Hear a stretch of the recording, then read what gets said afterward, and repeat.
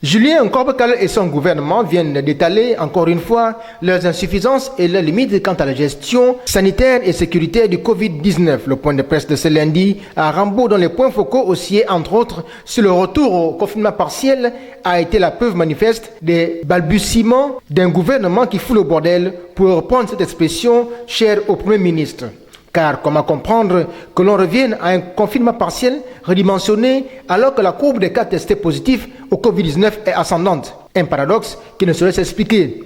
Julien Korbekal et les membres de son cabinet concernés par le semblant de riposte, au lieu de prendre le taureau par les cornes, jouent à l'autruche, en clamant leur innocence sur la gestion désinvolte et légère de cette pandémie. Et surtout en pointant un doigt accusateur sur l'ancienne génération. Suivez notre regard quant à la gestion scabreuse et tropicale des richesses du Gabon. Julien Korbekal. J'entends ici et là, alors que nous sommes pas encore au pic de l'épidémie, j'entends ici et là les compatriotes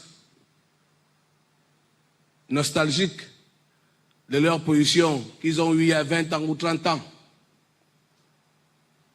critiquer l'action du gouvernement ou l'action du chef d'État. Le Gabon est un pays en développement, en voie de développement. Les États-Unis d'Amérique, première puissance au monde, se battent encore. La France, notre pays de référence, tous les pays européens. Et c'est au Gabon qu'on va demander de faire des miracles. C'est à nous qu'on va demander de faire des miracles. Mais nous faisons déjà beaucoup. Et on doit nous féliciter. Regardez cette génération de membres du gouvernement. Regardez. Ils sont là.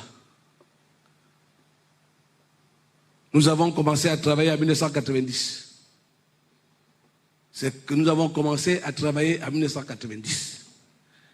Et c'est à nous qu'on veut faire porter la responsabilité du retard que nous avons pris dans le domaine sanitaire, dans le domaine des routes.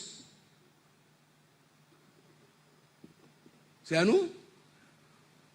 Nous avons commencé à travailler en 1990. Ils sont tous là. On a commencé à travailler en 1990. Et nous sommes rentrés pour la première fois dans le monde politique au gouvernement, pour certains, en 2009. C'est à nous qu'on va reprocher tous les manquements. Nous sommes là pour réparer les erreurs qui ont été commises par ceux-là qui se posent en donneurs de leçons.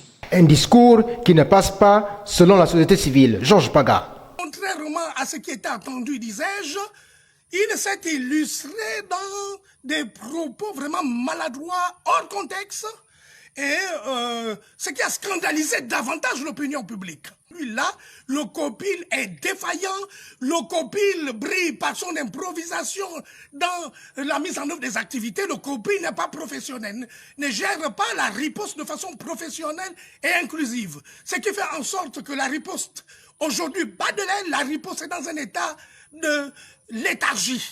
Et de plus, les actions de prévention qui sont prioritaires dans une pareille circonstance, dans une épidémie aussi gravissime, n'ont jamais été mises en œuvre.